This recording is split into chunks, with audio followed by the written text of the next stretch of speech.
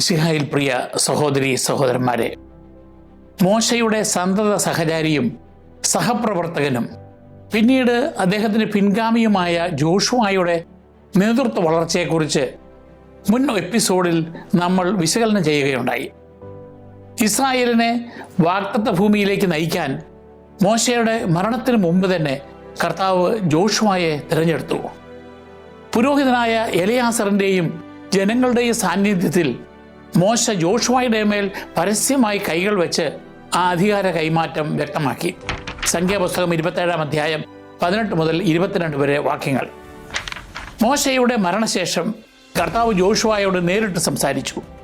വാഗ്ദത്ത ദേശത്തേക്ക് ജനങ്ങളെ നയിക്കുമ്പോൾ അദ്ദേഹത്തോടൊപ്പം താൻ ഉണ്ടായിരിക്കുമെന്നും അദ്ദേഹത്തെ സംരക്ഷിക്കുമെന്നും കർത്താവ് വാഗ്ദാനം ചെയ്തു.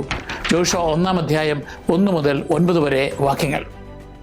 ഇസ്രായേൽ ജോർദാൻ നദി കടക്കുന്നതിന് മുൻപ് കാനാൻ ദേശത്തെ സ്ഥിതിഗതികൾ മനസ്സിലാക്കുവാൻ ജോഷുവ ഷിത്തിമിൽ നിന്ന് 2 ചാരന്മാരെ ജെറിക്കോയിലേക്ക് രഹസ്യമായി അയച്ചു.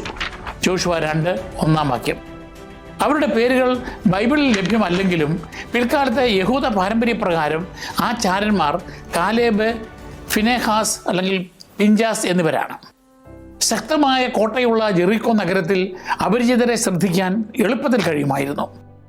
നഗരം മതിലിനോട് ചേർന്ന് സ്ഥിതി ചെയ്തിരുന്ന റാഹാബിൻ്റെ ഭവനത്തിൽ ആ ചാരന്മാർ പ്രവേശിച്ചു. അത് ഒരു അഭയകേന്ദ്രവും നഗര മതിലിൻ്റെ ഭാഗവുമായിരുന്നതിനാൽ രക്ഷപ്പെടാനുള്ള മാർഗം അതിനുണ്ടായിരുന്നു. ജോഷുവ 2 അധ്യായം 1 വാക്യവും 15 വാക്യവും. ഇസ്രായേൽ ചാരന്മാർ വേശ്യയായ റാഹാബിൻ്റെ ഭവനത്തിൽ അഭയം തേടിയെന്ന് ജെറിക്കോ രാജാവ് അറിഞ്ഞു. അവരെ ഏൽപ്പിക്കണമെന്ന് ആവശ്യപ്പെട്ട് രാജദൂതന്മാർ റാഹാബിനെ സമീപിച്ചു. ജോഷുവ 2 അധ്യായം 2-3 വാക്യങ്ങൾ. റാഹാബ് ആ ചാരന്മാരുടെ ജീവൻ രക്ഷിക്കാൻ ധീരതയോടെ പ്രവർത്തിച്ചു. അവൾ അവരെ വീടിൻ്റെ മേൽക്കൂരയിൽ ചണത്തണ്ടുകൾക്ക് ഇടയിൽ ഒളിപ്പിച്ചു. രാത്രിയിൽ പട്ടണവാതിൽ അടയ്ക്കുന്നതിന് മുമ്പേ അവർ പുറത്തു പോയെന്ന് അവൾ രാജസേവകരോട് പറഞ്ഞു. അന്വേഷിച്ചു ചെന്നവർ ജോർദാനിലേക്ക് ഉള്ള വഴിയിൽ കടവുകാരെ അവിടെ തിരഞ്ഞു. രാത്രിയിൽ ഉറങ്ങാൻ പോകുന്നതിന് മുമ്പ് റാഹാബ് ചാരന്മാരുടെ അടുക്കൽ ചെന്ന് പറഞ്ഞു, കർത്താവ് ഈ ദേശം നിങ്ങൾക്ക് തന്നിരിക്കുന്നുവെന്ന് ഞാൻ അറിയുന്നു. നിങ്ങൾ ഞങ്ങളെ ഭയചകിതരാക്കുന്നു. നാട് മുഴുവൻ നിങ്ങളെക്കുറിച്ച് ഭീതി നിറഞ്ഞിരിക്കുന്നു. നിങ്ങൾ ഈജിപ്തിൽ നിന്ന് പോന്നപ്പോൾ കർത്താവ് നിങ്ങൾക്ക് വേണ്ടി ചെങ്കടലിലെ വെള്ളം വറ്റിച്ചതും ജോർദാനക്കരെ സീഹോൻ, ഓഗ് എന്ന 2 അമോര്യ രാജാക്കന്മാരെ നിങ്ങൾ നിർമൂലമാക്കിയത് ഞങ്ങൾ കേട്ടിട്ടുണ്ട്. ജോഷുവ 2 അധ്യായം 9-10 വാക്യങ്ങൾ. ഇസ്രായേലിൻ്റെ കർത്താവിലുള്ള വിശ്വാസം അവൾ ഏറ്റുപറഞ്ഞു. മുകളിൽ ആകാശത്തിലും താഴെ ഭൂമിയിലും നിങ്ങളുടെ ദൈവമായ കർത്താവ് തന്നെയാണ് ദൈവം. ജോഷുവ 2:11. ഇസ്രായേൽ ജെറിക്കോയെ കീഴടക്കുമ്പോൾ തന്നെയും തൻ്റെ കുടുംബത്തെയും രക്ഷിക്കണമെന്ന് അവൾ അപേക്ഷിച്ചു. ജോഷുവ 2:12-13 വാക്യങ്ങൾ. ചാരന്മാർ അത് സമ്മതിച്ചുകൊണ്ട് അവൾക്ക് ഒരു അടയാളം നൽകി. ഇസ്രായേൽ ജെറിക്കോയെ ആക്രമിക്കുമ്പോൾ അവളുടെ കുടുംബക്കാർ ഏവരും അവളുടെ ഭവനത്തിൽ കഴിയണം.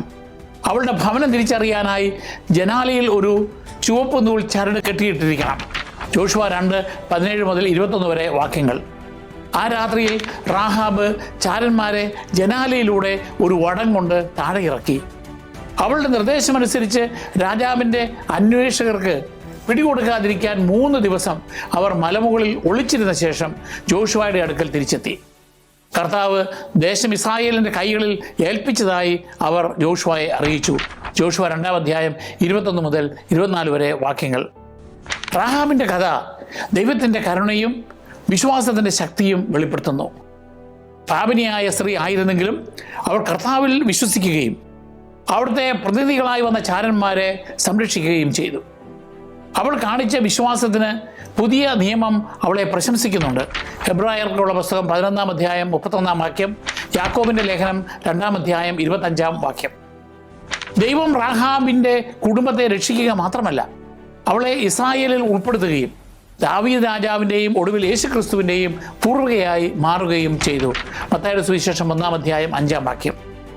വിശ്വസിക്കുകയും തദനുസരണം പ്രവർത്തിക്കുകയും ചെയ്യുന്ന എല്ലാവരെയും ഉൾക്കൊള്ളാൻ കർത്താവിൻ്റെ ഉടമ്പടി ഇസ്രായേലിനപ്പുറം എത്തുന്നു എന്നതിൻ്റെ സജീവ അടയാളമായി റാഹാബ് നിലകൊള്ളുന്നു.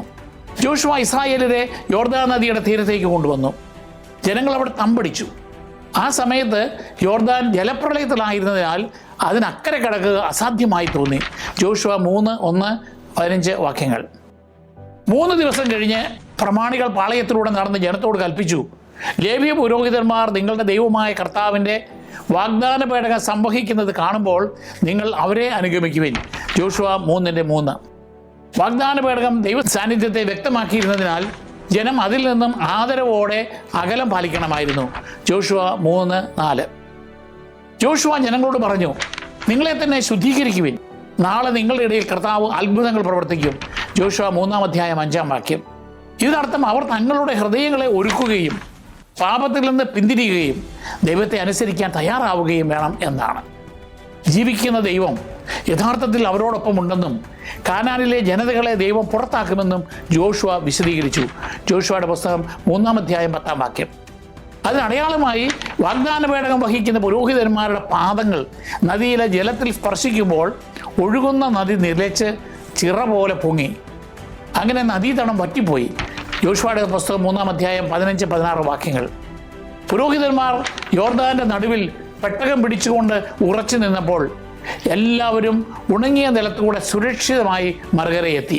ഇസ്രായേൽ തങ്ങളുടെ ശക്തിയാൽ അല്ല, മറിച്ച് കർത്താവിൽ വിശ്വസിച്ച് അവിടുത്തെ പെട്ടകം പിന്തുടർന്നുകൊണ്ടാണ് അത് സാധിച്ചത്. നദി കടന്ന ശേഷം കർത്താവ് ജോഷുവയ്ക്ക് നൽകിയ നിർദ്ദേശപ്രകാരം അവൻ ഓരോ ഗോത്രത്തിൽ നിന്നും ഒരാൾ വീതം 12 പേരെ തിരഞ്ഞെടുത്തു. അവർ പുരോഹിതന്മാർ നിന്നിരുന്ന സ്ഥലത്ത് നിന്ന് 12 കല്ലുകൾ എടുത്തു. അവർ ആ കല്ലുകൾ പാളയമിറങ്ങിയ സ്ഥലത്ത് ഒരു സ്മാരകമായി സ്ഥാപിച്ചു. ജോഷുവ 4:1-8 വാക്യങ്ങൾ. കല്ലുകളുടെ ഉദ്ദേശം ജോഷുവ വിശദീകരിച്ചു. ഇത് നിങ്ങൾക്ക് ഒരു സ്മാരകമായിരിക്കും.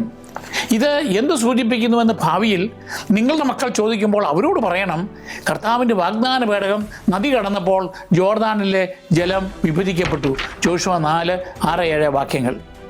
ജോർദാന്റെ നടുവിൽ വാഗ്ദാന പേടകം വഹിക്കുന്ന പുരോഹിതന്മാർ നിന്നിരുന്നിടത്തും ജോഷുവ 12 കല്ല് സ്ഥാപിച്ചു.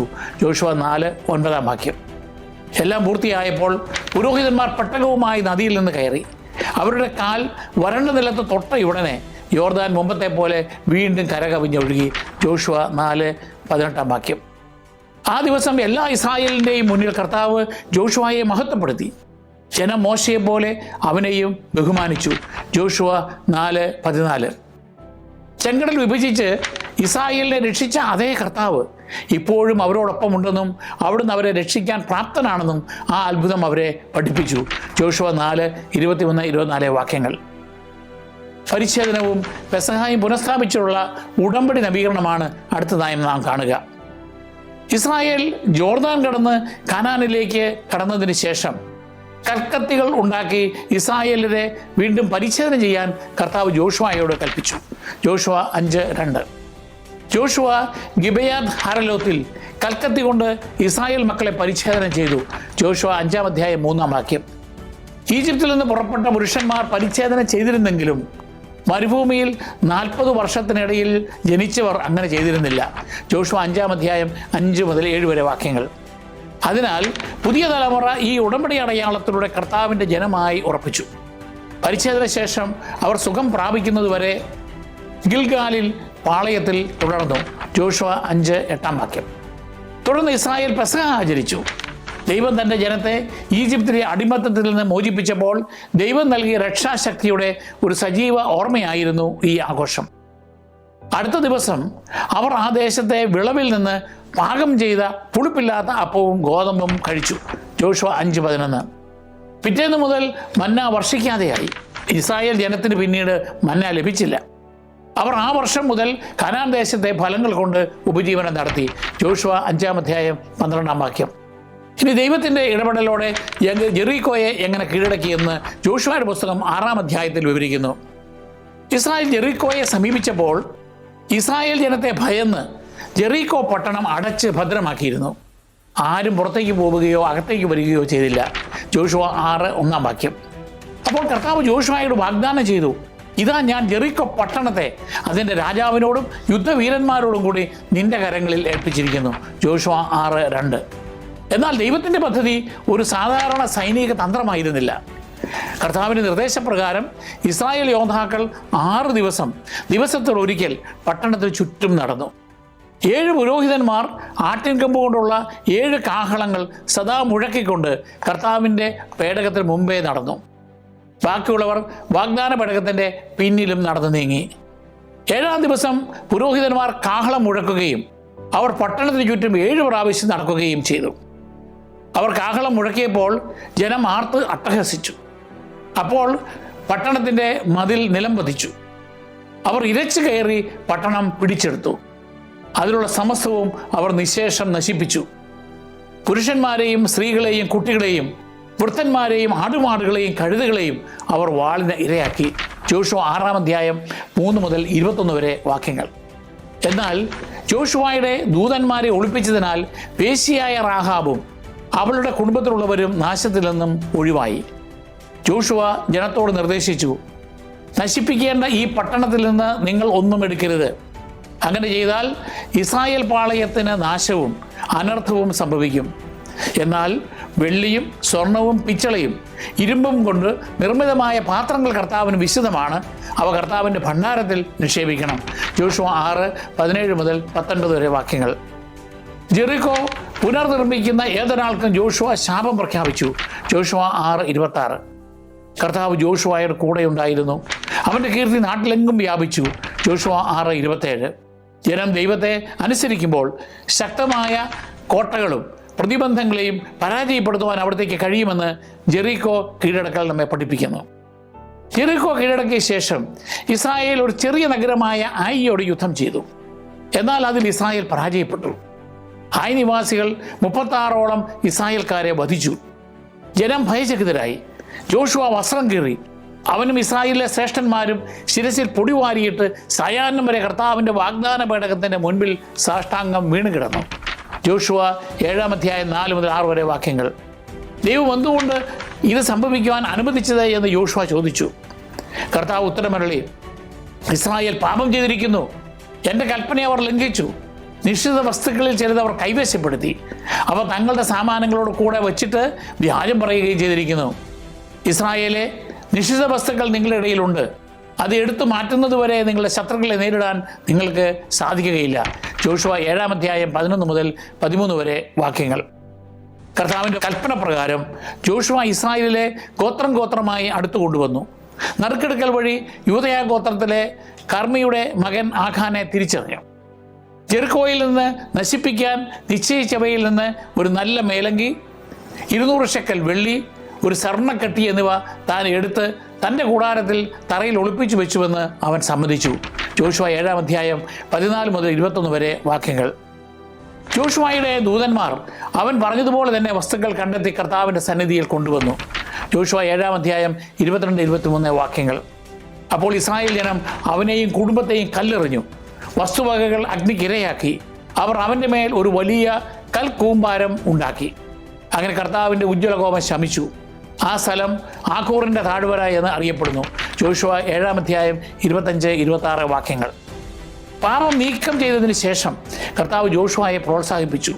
എല്ലാ യോദ്ധാക്കളെയും കൂട്ടിയ ആയിയിലേക്ക് പോവുക. ഭയമോ പരിഭ്രമമോ വേണ്ട. ഇതാ, ഞാൻ അവിടുത്തെ രാജാവിനെയും പ്രജകളെയും പട്ടണത്തെയും രാജ്യത്തെയും നിന്റെ കൈകളിൽ ഏൽപ്പിച്ചിരിക്കുന്നു. ജോഷുവ 8-ാം അധ്യായം 1-ാം വാക്യം. ഇത്തവണ കൊള്ളവസ്തുക്കളെയും കന്നുകാലികളെയും കൈവശമാക്കാൻ ദൈവം ഇസ്രായേലിനെ അനുവദിച്ചു. ദൈവം നിർദ്ദേശിച്ച യുദ്ധതന്ത്രമാണ് ജോഷുവ നടപ്പിലാക്കിയത്. ജോഷുവ നഗരത്തിന് പിന്നിൽ ഒരു അപ്രതീക്ഷിത ആക്രമണം വഴി ഹായിയെ പൂർണ്ണമായും പരാജയപ്പെടുത്തി. ജോഷുവ 8-ാം അധ്യായം. ജോഷുവ ഇസ്രായേലിൻ്റെ ദൈവമായ കർത്താവിന് ഏബാൽ മലയിൽ ഒരു ബലിപീഠം നിർമ്മിച്ച് അതിൽ അവർ കർത്താവിന് ദഹന ബലികളും സമാധാന ബലികളും അർപ്പിച്ചു. മോശ എഴുതിയ നിയമത്തിൻ്റെ ഒരു പകർപ്പ് ഇസ്രായേൽ ജനത്തിൻ്റെ സാന്നിധ്യത്തിൽ ജോഷുവ അവിടെ കല്ലിൽ കൊത്തിവെച്ചു. അവൻ നിയമഗ്രന്ഥത്തിലെ വാക്കുകളെല്ലാം, അനുഗ്രഹ വചസ്സുകളും ശാപവാക്കുകളും വായിച്ചു കേൾപ്പിച്ചു. ജോഷുവ 8-ാം അധ്യായം 30-35 വാക്യങ്ങൾ. ഗിബയോൺ ഇസ്രായേലുമായി സമാധാനം സ്ഥാപിച്ചുവെന്നും ജെറിക്കോയും ആയിയും വീണുപോയതെന്നും ജെറൂസലം രാജാവായ അദോനി സദേക്ക് കേട്ടു. ജോഷുവ 10:1-2 വാക്യങ്ങൾ. 4 അമോര്യ രാജാക്കന്മാരുമായി അവൻ സഖ്യം സ്ഥാപിച്ച് അവർ ഗിബയോണെ ആക്രമിക്കാൻ മാർച്ച് ചെയ്തു. ജോഷുവ 10:3 മുതൽ 5 വരെ വാക്യങ്ങൾ. അപ്പോൾ ഗിബയോൻ ജോഷുവയോട് അടിയന്തര സഹായം തേടി. അദ്ദേഹം തൻ്റെ പടയാളികളുമായി യുദ്ധത്തിന് പുറപ്പെട്ടപ്പോൾ കർത്താവ് ശത്രുക്കളെ ജോഷുവയുടെ കയ്യിൽ ഏൽപ്പിച്ചതായി ഉറപ്പ് നൽകി. അവരുടെ രാത്രികാലത്തെ മിന്നലാക്രമണത്തിൽ അമോര്യർ ഭയവിഹുലരായി. ഇസ്രായേൽ അനേകരെ വധിച്ചു. മറ്റുള്ളവരെ ബേത്ത്ഹെറോൺ ചുരത്തിലൂടെ ഓടിച്ചു. അവർ ഓടിപ്പോകുമ്പോൾ കർത്താവ് കന്മഴ പെയ്യിച്ച് ഇസ്രായേലിയർ കൊന്നതിനേക്കാൾ കൂടുതൽ പേരെ നശിപ്പിച്ചു. ജോഷുവ 10-ാം അധ്യായം 7 മുതൽ 11 വരെ വാക്യങ്ങൾ. ജോഷുവയുടെ പ്രാർത്ഥനയെ തുടർന്ന് അവൻ ശത്രുക്കളോട് പ്രതികാരം ചെയ്യുന്നതുവരെ ഒരു ദിവസം മുഴുവനും സൂര്യനും ചന്ദ്രനും നിശ്ചലമായി നിന്നു. ജോഷുവ 10-ാം അധ്യായം 13-14 വാക്യങ്ങൾ. അങ്ങനെ ദൈവത്തിൻ്റെ ശക്തിയാലാണ് ഇസ്രായേലിന് ജോഷുവയുടെ നേതൃത്വത്തിൽ വിജയം വരിക്കാൻ കഴിഞ്ഞത്. അതേപ്പറ്റി ജോഷുവ 10:14 ഇപ്രകാരം രേഖപ്പെടുത്തുന്നു: കർത്താവ് ഒരു മനുഷ്യൻ്റെ വാക്ക് കേട്ട് ഇസ്രായേലിന് വേണ്ടി യുദ്ധം ചെയ്ത ആ ദിവസം പോലെ ഒരു ദിവസം അതിന് മുൻപും പിൻപും ഉണ്ടായിട്ടില്ല. ഇനി വാഗ്ദത്ത ഭൂമിയുടെ പങ്കുവയ്ക്കലും അതിൽ ലേവിയരുടെ വിഹിതവും നോക്കാം. അത് ജോഷുവയുടെ 13 മുതൽ 21 വരെയുള്ള വാക്യങ്ങളിൽ രേഖപ്പെടുത്തുന്നു. കാനാനിലെ പ്രധാന യുദ്ധങ്ങൾക്ക് ശേഷം ജോഷുവയുടെ അടുത്ത ദൗത്യം വാഗ്ദത്ത ഭൂമി ഇസ്രായേൽ ഗോത്രങ്ങൾക്ക് വീതം വയ്ക്കുക എന്നതായിരുന്നു. അതിനകം വൃദ്ധനായിരുന്ന യോശുവയോട് കർത്താവ് പറഞ്ഞു: നീ വൃദ്ധനായിരിക്കുന്നു, ഇനിയും വളരെയധികം സ്ഥലങ്ങൾ കൈവശപ്പെടുത്താനുണ്ട്. ജോഷുവ 13:1. എങ്കിലും ഇതിനകം നേടിയ ഭൂമി അവകാശമായി ഓരോ ഗോത്രത്തിനും വിതരണം ചെയ്യണമെന്ന് കർത്താവ് നിർദ്ദേശിച്ചു. ജോഷുവ 13:6-7 വാക്യങ്ങൾ. മനുഷ്യരുടെ ഇഷ്ടപ്രകാരമോ രാഷ്ട്രീയ സ്വാധീനത്തിലോ അല്ല, കർത്താവിൻ്റെ നിർദ്ദേശപ്രകാരവും നറുക്കിട്ടുമാണ് വിതരണം നടത്തിയത്. ഓരോ ഗോത്രത്തിൻ്റെയും അതിരുകൾ ശ്രദ്ധാപൂർവം പട്ടികപ്പെടുത്തിയിരുന്നു. തർക്കങ്ങൾ ഒഴിവാക്കുന്നതിനും ഓരോ ഗോത്രത്തിനും ദൈവം നൽകിയ അവകാശം തിരിച്ചറിയാൻ കഴിയുമെന്ന് ഉറപ്പാക്കുന്നതിനുമായിരുന്നു അത്. വസ്തുവിതരണത്തിൽ ലേവ്യരോട് വ്യത്യസ്ത സമീപനമാണ് ഉണ്ടായത്. മറ്റു ഗോത്രങ്ങളെ പോലെ അവർക്ക് ഗോത്രപ്രദേശം ലഭിച്ചില്ല. പകരം കർത്താവായിരുന്നു അവരുടെ ഓഹരി. ആരാധന, പൗരോഹിത്യ ശുശ്രൂഷ, ജനങ്ങളെ ന്യായപ്രമാണം പഠിപ്പിക്കൽ എന്നിവയിൽ കേന്ദ്രീകരിച്ചായിരുന്നു അവരുടെ ജീവിതവും സേവനവും. എങ്കിലും അവർക്ക് താമസിക്കാൻ ഭൂമി ആവശ്യമായിരുന്നു. അതിനാൽ ലേവ്യർക്ക് മറ്റു ഗോത്രങ്ങൾക്കിടയിൽ പട്ടണങ്ങളും മേച്ചിൽപ്പുറങ്ങളും നൽകി. അങ്ങനെ അവർ ഇസ്രായേലിയരുടെ മുഴുവൻ പ്രദേശങ്ങളിലും വ്യാപിച്ചു. ജോഷുവ 21-ാം അധ്യായം 41-42 വാക്യങ്ങൾ. ഇത് പൗരോഹിത്യ സാന്നിധ്യവും ആരാധനാക്രമവും ഇസ്രായേലിൻ്റെ എല്ലാ ഭാഗങ്ങളിലും സമീപസ്ഥമാക്കി. കർത്താവ് മോശയോട് കൽപ്പിച്ചിരുന്നത് അനുസ്മരിപ്പിച്ചുകൊണ്ട് അവിടുന്ന് നിർദ്ദേശിച്ച പ്രകാരം ജോഷുവ സങ്കേത നഗരങ്ങൾ സ്ഥാപിച്ചു. അബദ്ധവശാൽ ഒരുവൻ ആരെയെങ്കിലും കൊല്ലാനിടയായാൽ അവന് അഭയം തേടാനും ന്യായവിധി ഉണ്ടാകുന്നതുവരെ ഉടനടി ഉണ്ടാകാവുന്ന പ്രതികാരത്തിൽ നിന്ന് സംരക്ഷിക്കാനും വേണ്ടിയായിരുന്നു അത്. ജോഷുവ 20-ാം അധ്യായം 1 മുതൽ 6 വരെ വാക്യങ്ങൾ. ഈ നഗരങ്ങൾ വഴി നിരപരാധികളുടെ ജീവൻ സംരക്ഷിക്കുകയും അനിയന്ത്രിതമായ രക്തച്ചൊരിച്ചിൽ തടയുകയും സമൂഹത്തിനുള്ളിൽ നീതി ഉറപ്പാക്കുകയും ചെയ്തു. ഇനി യാഗപീഠം സംബന്ധിച്ച ഒരു തർക്കത്തെക്കുറിച്ച് ജോഷുവയുടെ പുസ്തകം 22-ാം അധ്യായത്തിൽ പരാമർശിക്കുന്നുണ്ട്. ഇസ്രായേൽ സീഹോനെയും ഒഗിനെയും തോൽപ്പിച്ച് ജോർദാന് കിഴക്ക് സമ്പന്നമായ ഭൂമി നേടിയപ്പോൾ റൂബൻ, ഗാദ് ഗോത്രങ്ങൾ യോശുവയോട് ആ പ്രദേശം ആവശ്യപ്പെട്ടു. കാരണം അവർക്ക് ധാരാളം ആടുമാടുകൾ ഉണ്ടായിരുന്നു. കാനാൻ കീഴടക്കുന്നതിന് അവരുടെ യോദ്ധാക്കൾ മറ്റു ഗോത്രങ്ങളെ സഹായിക്കുമെന്ന് ഉറപ്പ് നൽകിയതിനാൽ യോശുവ അതിനെ സമ്മതിച്ചിരുന്നു. അവരുടെ കുടുംബങ്ങൾ കോട്ട കെട്ടിയ പട്ടണങ്ങളിൽ താമസിച്ചു. തുടർന്ന് യോശുവ ആ ട്രാൻസ് ജോർദാൻ ദേശം റൂബൻ, ഗാദ്, മനാസയുടെ പകുതി ഗോത്രം എന്നിവയ്ക്ക് നൽകി. മോശയുടെ പിൻഗാമിയായി വന്ന യോശുവ ആ ഗോത്രങ്ങളോട് അവരുടെ വാഗ്ദാനം നിറവേറ്റാൻ നിർദ്ദേശിച്ചു. അതിന് പ്രകാരം കാനാൻ ദേശം സുരക്ഷിതമാക്കുന്നതുവരെ അവർ തങ്ങളുടെ സഹോദരന്മാരോടൊപ്പം വിശ്വസ്തയോടെ പോരാടി. കുടിയേറ്റം ആരംഭിച്ചതിന് ശേഷം ജോഷുവ അവർക്ക് പരസ്യമായി നന്ദി പറയുകയും അനുഗ്രഹിക്കുകയും തിരികെ അയക്കുകയും ചെയ്തു. ജോഷുവ 22:1 മുതൽ 6 വരെ വാക്യങ്ങൾ.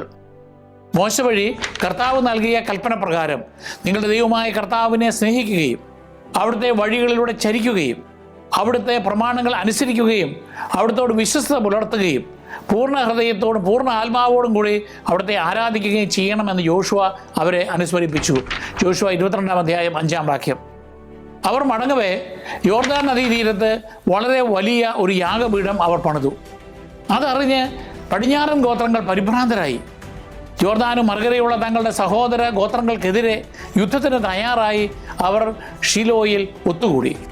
കാരണം ഒരു ബദൽ യാഗപീഠം കലാപത്തിലേക്കും വ്യാജ ആരാധനയിലേക്കും നയിക്കുമെന്ന് അവർ ഭയപ്പെട്ടു. യുദ്ധം ചെയ്യുന്നതിന് മുമ്പ് കാര്യങ്ങൾ അന്വേഷിക്കുവാനും ഇസ്രായേലിന് ന്യായവിധി വരുത്തിയ മുൻകാല പാപങ്ങൾ ഓർമ്മിപ്പിച്ചുകൊണ്ട് മുന്നറിയിപ്പ് നൽകാനും അവർ പുരോഹിതപുത്രനായ ഫീനെഹാസിനെയും 10 ഗോത്ര നേതാക്കളെയും അയച്ചു. ജോഷുവയുടെ പുസ്തകം 22-ാം അധ്യായം 13 മുതൽ 20 വരെ വാക്യങ്ങൾ. കിഴക്കൻ ഗോത്രങ്ങൾ അതിന് ന്യായമായ വിശദീകരണം നൽകി. ബലിയർപ്പണത്തിനല്ല തങ്ങൾ അത് നിർമ്മിച്ചതെന്ന് അവർ തീർത്തു പറഞ്ഞു. പ്രത്യുത ഞങ്ങൾക്കും നിങ്ങൾക്കും മധ്യേ നമ്മുടെ പിൻതലമുറകൾക്കിടയിൽ ഒരു സാക്ഷ്യമായാണ് അത് നിർമ്മിച്ചത്. യോശുവ 22, 27 മുതൽ 29 വരെ വാക്യങ്ങൾ. ഫിനെഹാസ് അവരുടെ വിശദീകരണം സ്വീകരിച്ചതിനാൽ യുദ്ധഭീഷണി അവസാനിച്ചു. ഐക്യം സംരക്ഷിക്കപ്പെട്ടപ്പോൾ ഇസ്രായേൽ ദൈവത്തിന് നന്ദി പറഞ്ഞു. സത്യാരാധന സംരക്ഷിക്കപ്പെടണമെന്നും ഐക്യം കാത്തു സൂക്ഷിക്കുന്നത് ദ്രുതഗതിയിലുള്ള പ്രതികാരത്തിലൂടെയുമല്ല, ക്ഷമ, സന്ധി സംഭാഷണം, സത്യാന്വേഷണം എന്നിവയിലൂടെയാണെന്നും ഇത് നമ്മെ പഠിപ്പിക്കുന്നു. ഇനി നമുക്ക് യോശുവയുടെ അന്തിമ ഉപദേശങ്ങളും ഉടമ്പടി നവീകരണവും നോക്കാം. അത് യോശുവയുടെ 23, 24 അധ്യായങ്ങളിൽ വിവരിക്കുന്നുണ്ട്. വൃദ്ധനായ യോശുവ ഇസ്രായേലിലെ നേതാക്കളെ ഒരുമിച്ച് കൂട്ടി. അവരുടെ വിജയങ്ങളും സമാധാനവും മനുഷ്യശക്തിയിൽ നിന്നല്ല, മറിച്ച് കർത്താവിൽ നിന്നാണെന്നും അവിടുന്നാണ് അവർക്ക് വേണ്ടി യുദ്ധം ചെയ്തതെന്നും അവരെ അനുസ്മരിപ്പിച്ചു. യോശുവ 23, 1 മുതൽ 5 വരെ. അവൻ തുടർന്നു, ആകയാൽ മോശയുടെ നിയമഗ്രന്ഥത്തിൽ എഴുതിയിരിക്കുന്നതെല്ലാം വിശ്വസ്തയോടെ അനുസരിക്കുകയും അനുഷ്ഠിക്കുകയും ചെയ്യുവിൻ. അതിൽ നിന്ന് ഇടം വലം വ്യതിചലിക്കരുത്. യോശുവ 23, 6 വാക്യം. കൂടാതെ യോശുവ ഇസ്രായേൽ ഗോത്രങ്ങളെ ഉടമ്പടി നവീകരണത്തിനായി ഷെക്കേമിൽ വിളിച്ചുകൂട്ടി. ദൈവം അബ്രാഹാം മുതൽ അവർക്ക് ചെയ്ത കാരുണ്യവും സംരക്ഷണവും അനുസ്മരിപ്പിച്ചുകൊണ്ട് യോശുവ പറഞ്ഞു, കർത്താവിനെ ഭയപ്പെടുകയും ആത്മാർത്ഥതയോടും വിശ്വസ്തയോടും കൂടി അവിടുത്തെ സേവിക്കുകയും ചെയ്യുവിൻ. യോശുവ 24, 1 മുതൽ 14 വരെ വാക്യങ്ങൾ. ഞാനും എൻ്റെ കുടുംബവും കർത്താവിനെ സേവിക്കുമെന്ന് അദ്ദേഹം പരസ്യ പ്രഖ്യാപനം നടത്തി അവർക്ക് മാതൃകയായി. യോശുവ 24, 15 വാക്യം. ജനം കർത്താവിനെ സേവിക്കുമെന്നും അനുസരിക്കുമെന്നും പ്രതിജ്ഞയെടുത്തു. അങ്ങനെ ഷെഖേമിൽ വെച്ച് യോശുവ അന്ന് ജനവുമായി ഉടമ്പടി ഉണ്ടാക്കുകയും അവർക്ക് വേണ്ടി നിയമങ്ങളും ചട്ടങ്ങളും നൽകുകയും ചെയ്തു. യോശുവ ഈ വാക്കുകൾ കർത്താവിൻ്റെ നിയമഗ്രന്ഥത്തിൽ എഴുതി. അവൻ വലിയൊരു കല്ലെടുത്ത് കർത്താവിൻ്റെ കൂടാരത്തിന് സമീപത്തുള്ള ഓക്കുമരത്തിൻ്റെ ചുവട്ടിൽ സ്ഥാപിച്ചു. യോശുവ 24 അധ്യായം 25, 26 വാക്യങ്ങൾ. ഇനി യോശുവയുടെ മരണം. യോശുവയുടെ ജീവിതകാലത്ത് ഇസ്രായേൽ കർത്താവിനെ സേവിച്ചു. 110 വയസ്സുള്ളപ്പോൾ അവൻ മരിച്ചു. അവനെ ഗാഷ് പർവ്വതത്തിന് വടക്ക് എഫ്രൈം മലനാട്ടിൽ തിംനാത്ത് ഹറേസിൻ അവൻ്റെ അവകാശഭൂമിയുടെ അതിർത്തിക്കുള്ളിൽ അടക്കി. ന്യായാധിപന്മാരുടെ പുസ്തകം 2 അധ്യായം 8, 9 വാക്യങ്ങൾ. പ്രഭാഷകന്റെ പുസ്തകം 46 അധ്യായം 1 മുതൽ 8 വരെ വാക്യങ്ങളിൽ ഇസ്രായേലിനെ ആക്രമിച്ച ശത്രുക്കളോട് പ്രതികാരം ചെയ്ത് അവരുടെ അവകാശം നേടിക്കൊടുത്ത രക്ഷകനായി യോശുവയെ അവതരിപ്പിക്കുന്നു. അവൻ കർത്താവിന് വേണ്ടിയാണ് യുദ്ധം ചെയ്തത്. അവൻ്റെ കരം സൂര്യനെ തടഞ്ഞു നിർത്തി. ഒരു ദിവസത്തിന് 2 ദിവസത്തെ ദൈർഘ്യമുണ്ടായി. ശത്രുക്കൾ ചുറ്റും വളഞ്ഞപ്പോൾ അവൻ അത്യുന്നതനെ വിളിച്ചപേക്ഷിച്ചു. ഉന്നതനായ കർത്താവ് ശക്തമായ കന്മഴ അയച്ച് അവനെ ഉത്തരമരളി എന്നിവയെല്ലാം പ്രഭാഷകൻ അനുസ്മരിക്കുന്നു. ഇനി യോശുവയും ഈശോയും തമ്മിലുള്ള ഒരു താരതമ്യം നോക്കാം. യോശുവ വാഗ്ദത്ത ദേശത്ത് ഇസ്രായേലിന് വിശ്രമം നൽകി. എന്നാൽ ഹെബ്രായ ഗ്രന്ഥകാരൻ പറയുന്നത് ദൈവം ഉദ്ദേശിച്ച അന്തിമ വിശ്രമം അതല്ലായിരുന്നു എന്നാണ്. ദൈവവുമായുള്ള സഹവാസത്തിൽ കഴിയുന്ന ആഴമേറിയ ഒരു സാബത്ത് വിശ്രമം ഇപ്പോഴും അവശേഷിക്കുന്നു. അനുസരണയുള്ള വിശ്വാസത്തിലൂടെയാണ് നാം അതിലേക്ക് പ്രവേശിക്കുന്നത്. യേശുവാണ് നമ്മെ ഈ യഥാർത്ഥ നിത്യവിശ്രമത്തിലേക്ക് നയിക്കുന്നത്. ഹെബ്രായർ 4 അധ്യായം 8 മുതൽ 11 വരെ വാക്യങ്ങൾ.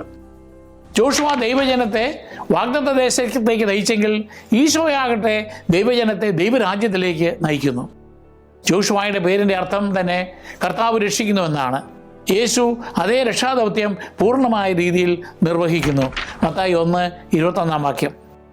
യോശുവ ജോർദാനിലൂടെ ഇസ്രായേലിനെ ഒരു നവജീവിതത്തിലേക്ക് കൊണ്ടുവന്നു. ഈശോ ജ്ഞാനസ്നാനത്തിലൂടെ നമ്മെ പുതിയ ജീവിതത്തിലേക്ക് കൊണ്ടുവരുന്നു. റോമ 6 അധ്യായം 3, 4 വാക്യങ്ങൾ. ആളുകൾക്ക് സമാധാനത്തോടെ ജീവിക്കാൻ യോശുവ ശത്രുക്കളോട് യുദ്ധം ചെയ്തു. എന്നാൽ യേശു ആത്മീയ ശത്രുക്കളായ പാപം, മരണം, പിശാച് എന്നിവരെ പരാജയപ്പെടുത്തി യഥാർത്ഥ സ്വാതന്ത്ര്യം നൽകുന്നു. ഹെബ്രായർക്ക് എഴുതപ്പെട്ട ലേഖനം 2 അധ്യായം 14, 15 വാക്യങ്ങൾ. യോശുവ ജനങ്ങളെ ഒരുമിച്ച് കൂട്ടി കർത്താവിനെ തിരഞ്ഞെടുക്കാനും ഉടമ്പടി പുതുക്കാനും അവരെ പ്രേരിപ്പിച്ചു. ഈശോ നമ്മെ പൂർണ്ണ ഹൃദയത്തോടെ തന്നെ അനുഗമിക്കാൻ വിളിക്കുകയും തൻ്റെ രക്തത്താൽ പുതിയ ഉടമ്പടി മുദ്രയിടുകയും ചെയ്യുന്നു. ലൂക്കോസ് 22, 20 വാക്യം. യോശുവ ഇസ്രായേലിന് കാനാൻ ദേശത്ത് വിശ്രമം നൽകി. എന്നാൽ ഈശോ ദൈവത്തോടൊപ്പം എന്നേക്കും ജീവിക്കുന്നതിൻ്റെ ആഴമേറിയതും ശാശ്വതവുമായ വിശ്രമം നൽകുന്നു. ഹെബ്രായർ 4 അധ്യായം 8 മുതൽ 11 വരെ വാക്യങ്ങൾ. ഈ യോശുവയുടെ ജീവിതത്തിൽ നിന്ന് നമുക്കുള്ള പ്രധാന സന്ദേശങ്ങൾ നോക്കാം. ഒന്ന്, ജലപ്രളയത്താൽ കവിഞ്ഞൊഴുകിയ ജോർദാൻ നദി ഇസ്രായേൽ കടന്നത് മനുഷ്യശക്തി കൊണ്ടല്ല, മറിച്ച് വാഗ്ദത്ത പെട്ടകത്തെ പിന്തുടർന്ന് കർത്താവ് അവർക്കായി അത്ഭുതകരമായി വഴി തുറക്കുമ്പോൾ ആണെന്ന് വിശ്വസിച്ചുകൊണ്ടാണ്. തീരുമാനങ്ങളിലും കുടുംബജീവിതത്തിലും ശുശ്രൂഷയിലും നാം ദൈവത്തെ മുമ്പിൽ വയ്ക്കുമ്പോൾ നമ്മുടെ മുന്നോട്ടുള്ള പാത സുഗമമാകും. 2, കുട്ടികൾ ചോദിക്കുന്നതിനും മാതാപിതാക്കൾ കർത്താവിൻ്റെ അത്ഭുത പ്രവർത്തികൾ വിശദീകരിക്കുന്നതിനുമായി ജോഷുവ 12 കല്ലുകൾ സ്ഥാപിച്ചു. വിശ്വാസം തലമുറകളിലേക്ക് കൈമാറത്തപ്പോൾ അത് ദുർബലമാകും. ന്യായാധിപന്മാർ 2:10. 3, ക്ഷമ, ഐക്യം, വിശ്വാസം എന്നിവ ആവശ്യമുള്ള ഒരു ദൈവിക ഇടപെടലിലൂടെ ജെറിക്കോ നിലംപതിച്ചു. ബുദ്ധിശക്തിയിലൂടെയല്ല, മറിച്ച് സാധാരണ കടമകളിലെ സ്ഥിരമായ അനുസരണത്തിലൂടെയാണ് പല ആത്മീയ വിജയങ്ങളും നാം കൈവരിക്കേണ്ടത്. 4, ഗിബിയോണിൽ കർത്താവ് ശത്രുവിനെ ആശയക്കുഴപ്പത്തിലാക്കി കന്മഴ പെയ്യിച്ചു. ജോഷുവ പ്രാർത്ഥിക്കുമ്പോൾ സൂര്യാസ്തമയം പോലും വൈകി. ദൈവത്തിൻ്റെ ജ്ഞാനത്തിലും സമയത്തിലും ആശ്രയിച്ചുകൊണ്ട് ധൈര്യത്തോടെ പ്രാർത്ഥിക്കാൻ ഇത് നമ്മെ പഠിപ്പിക്കുന്നു. 5, ബലിപീഠ വിവാദം ആഭ്യന്തര യുദ്ധത്തിന് കാരണമാകുമായിരുന്നു. എന്നാൽ സന്ധി സംഭാഷണവും സത്യസന്ധമായ വിശദീകരണവും ഐക്യം സംരക്ഷിച്ചു. ആ സത്യം അന്വേഷിക്കുകയും തിടുക്കത്തിലുള്ള വിധികൾ ഒഴിവാക്കുകയും കൂട്ടായ്മയ്ക്ക് മുൻഗണന നൽകുകയും ചെയ്യുമ്പോൾ സഭയും കുടുംബവും ശക്തമായി നിലനിൽക്കും. 6, ഓരോ തലമുറയും ആരെ സേവിക്കണമെന്ന് തിരഞ്ഞെടുക്കണം. ജോഷുവയുടെ അന്തിമ ആഹ്വാനം നിർണായകമാണ്. നീ ആരെ സേവിക്കണമെന്ന് ഇന്ന് തിരഞ്ഞെടുക്കുക. ഞാനും എൻ്റെ കുടുംബവും ഞങ്ങൾ കർത്താവിനെ സേവിക്കും. വിശ്വാസം സ്വയമേവ പാരമ്പര്യമായി ലഭിക്കുന്നതല്ല, അത് ദിവസവും നാം നവീകരിക്കണം. നമുക്കൊരു പ്രാർത്ഥനയോടെ അവസാനിപ്പിക്കാം. സ്വർഗസ്ഥനായ പിതാവേ, അങ്ങ് ജോഷുവായ്ക്ക് നൽകിയ വിശ്വാസത്തിനും ധൈര്യത്തിനും ഞങ്ങൾ നന്ദി പറയുന്നു. അങ്ങയുടെ സാന്നിധ്യം പൊന്തിടരാനും ഞങ്ങളുടെ ഹൃദയങ്ങളെ വിശുദ്ധമായി സൂക്ഷിക്കാനും വിശ്വാസത്തോടെ തിരുവചനം അനുസരിക്കാനും ഞങ്ങളെ സഹായിക്കണമേ. ഞങ്ങളുടെ കുടുംബങ്ങളെയും സഭയെയും ഐക്യത്തിലും നിത്യാരാധനയിലും സംരക്ഷിക്കണമേ. മറിഞ്ഞിരിക്കുന്ന പാപത്തിൽ നിന്ന് ഞങ്ങളെ വിടുവിക്കണമേ. ഞങ്ങളുടെ വാഗ്ദാനങ്ങൾ പാലിക്കാൻ ഞങ്ങളെ ശക്തിപ്പെടുത്തുകയും വരും തലമുറയ്ക്ക് വിശ്വാസം കൈമാറാൻ ഞങ്ങളെ പ്രാപ്തരാക്കുകയും ചെയ്യണമേ. ക്രിസ്തുനാഥനിലൂടെ ഞങ്ങളെ അങ്ങയുടെ നിത്യരാജ്യത്തിൻ്റെ വിശ്രമത്തിലേക്ക് നയിക്കണമേ. ആമേൻ.